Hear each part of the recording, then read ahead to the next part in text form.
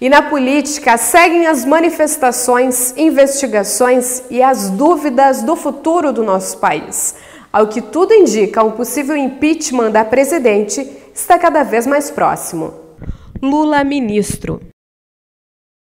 É uma situação complexa juridicamente porque ela toma a forma de uma nomeação clássica, ou seja, uma nomeação que é uma prerrogativa da Presidência da República, mas ela também, ao mesmo tempo, adquire também a dimensão, segundo os grampos estabelecidos e mesmo uma análise política, de uma finalidade muito específica, de proteger Lula. Então, é uma nomeação, eu diria assim, que tem uma dimensão complexa, de um ato que toma a forma, aparentemente, de um ato legal, mas cuja finalidade ela desvia daquilo que poderíamos chamar de uma defesa do bem público. Obviamente que, nesse caso, os tribunais terão que interpretar se há ou não essa segunda dimensão e, se existir essa segunda dimensão, se esse ato jurídico é válido ou não. A impressão que eu tenho por tudo que circulou nos meios de comunicação, que este ato tende a ser declarado de fato nulo, porque há um desvio de finalidade, que não é tanto a produção do bem comum da sociedade, e muito mais a questão da proteção de uma pessoa extremamente importante, sem entrar nesse mérito, mas que tem uma finalidade muito específica. Isso deve ser solucionado apenas pelos tribunais superiores, notadamente pelo Supremo Tribunal Federal. É um tema de bastante complexidade. Divulgação da escuta.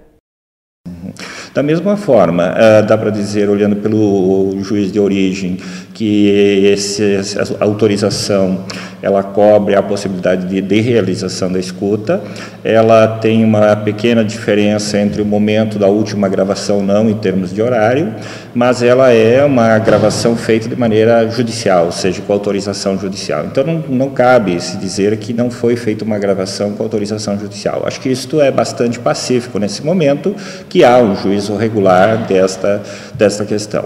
Bom, essa gravação feita, ela poderia ou não ser divulgada? Na lógica da administração pública, todos os atos são públicos. Então, nesse sentido, me parece também que haveria a possibilidade jurídica de fazer divulgação. A questão é, o momento feito, o horário feito foi adequado ou não? Esse é um debate muito mais político do que jurídico, mas me parece claro isso, que do ponto de vista do direito, o juiz que autorizou a interceptação das comunicações o fez dentro de uma regularidade do exercício da jurisdição. Atuação Sérgio Moro. Olha, sempre se diz que o juiz, tradicionalmente no direito, deve esperar sempre ser demandado para agir. Isso é um debate que no direito é muito forte até os anos 80 e que muda a partir daí, em que o juiz passa a ser não mais visto como um terceiro, neutro, ausente do processo, mas também como alguém que participa da lide. Então, nesse sentido, obviamente que um juiz como o Sérgio Moro, ele está imbuído dessa segunda visão do direito, ou seja, de que o juiz também pode agir na persecução penal, a partir de suas convicções para a produção de prova e para também, eu diria assim, produção e esclarecimento da verdade. Então, na verdade, quando se discute isso, está se discutindo dois modelos de justiça. Um muito mais tradicional, em que o juiz deve ser um terceiro totalmente ausente e isento de qualquer ação, por iniciativa própria, e uma segunda visão mais contemporânea de que o juiz pode efetivamente atuar dentro do processo. Em ambas as situações há vantagens e há desvantagens. Obviamente que numa situação em que o juiz é mais isento, quem tem mais poder tem mais vantagem. Quando o juiz é mais atuante e se busca de fato a verdade, ele pode criar um novo equilíbrio dentro do processo. Então, eu diria que são duas visões diferentes do direito em debate.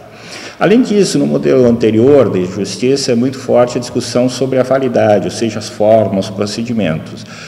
No modelo adotado por Sérgio Moro, é muito mais importante a eficácia. São dois modelos de justiça e de direito que estão em questão e estão, de uma certa maneira, permitindo esse debate que a sociedade brasileira tem feito nos últimos anos. Possível impeachment. Certo. Eu acho que, na verdade, a complexidade da situação no governo atual mudou de patamar, é um momento mais complexo, mais próximo do impeachment, seja por questões formais, como, por exemplo, a instalação da comissão junto à Câmara dos Deputados, seja também pelo movimento que o próprio PMDB faz do ponto de vista de estabelecer um prazo para decidir sobre a sua permanência no governo, seja porque também partidos menores começam a se posicionar de maneira contrária ao governo. Então, é uma situação mais complexa e mais próximo do impeachment. Além disso, começa a haver vamos dizer assim, uma maior simbiose entre o governo Dilma e seu ex-grande líder, o governo Lula. Neste sentido, é possível dizer que o que atinge Dilma começa a atingir Lula e o PT, e também o que atinge Lula e o PT começa a atingir Dilma. Então, todo esse cenário ele fica muito mais favorável a algo mais grave que possa surgir da Operação Lava Jato, em termos de fazer um encaminhamento mais significativo do impeachment. O cenário nesse sentido para o governo parece que ele se estreita um pouco mais, porque os prazos agora começam a acontecer, nós estamos falando de 10 sessões da Câmara Federal, uma já tendo ocorrido, então 1 ou 2 semanas os prazos estão se esgotando e obviamente não haverá tempo do ponto de vista econômico para uma recuperação, parece mais evidente, do governo. Mas é um processo sempre aberto. Havendo, de fato, caminharmos, de fato, para o impeachment, a regra é clara, nesse sentido, de que assume o vice-presidente da República. Qual a hipótese que talvez não poderia assumir o presidente? Apenas se o Superior Tribunal Eleitoral, de fato, julgasse que houve na campanha alguma irregularidade e ambos fossem cassados, seja o presidente e a presidenta e o vice-presidente. Mas, neste caso, como a gente está falando de impeachment, ele é um ato jurídico-político diretamente vinculado àquela pessoa. Universalização da lei. Certo. Não, primeira questão, fim da democracia em hipótese nenhuma. Acho que nós estamos vivendo, de fato, o fortalecimento da democracia.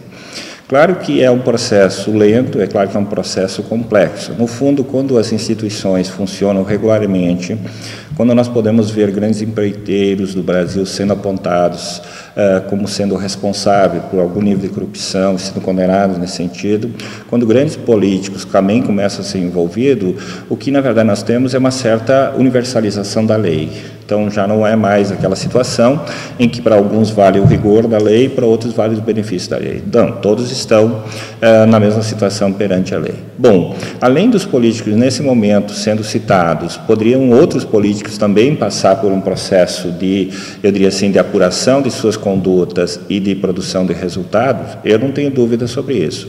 Vejam, por exemplo, outro político envolvido, que é Eduardo Cunha, ele está envolvido no mesmo processo. Na verdade, apenas a discussão que está sendo estabelecida com Eduardo Cunha é junto ao Supremo Tribunal Federal, porque ele tem fórum privilegiado em decorrência de ser deputado. No caso de Lula, ele não tem isso, porque o ex-presidente da República não tem fórum privilegiado. Contudo, se ele fosse o presidente em exercício, obviamente também seria discutido neste nível, ou seja, no nível do Supremo Tribunal Federal. Então, na verdade, são situações que vão caminhando em conjunto.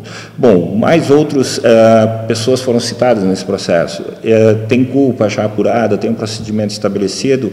A grande maioria não, mas isso não significa que eles também não serão punidos se comprovada irregularidades. O que talvez tenha sido avançado mais rapidamente agora é porque, de fato, a sequência do processo estabelecido levou a se concentrar nesse momento um conjunto de pessoas que operavam o sistema de corrupção. Bom, isso significa que essa apuração chegará a outras pessoas? Me parece que, sem dúvida, isso também vai acontecer.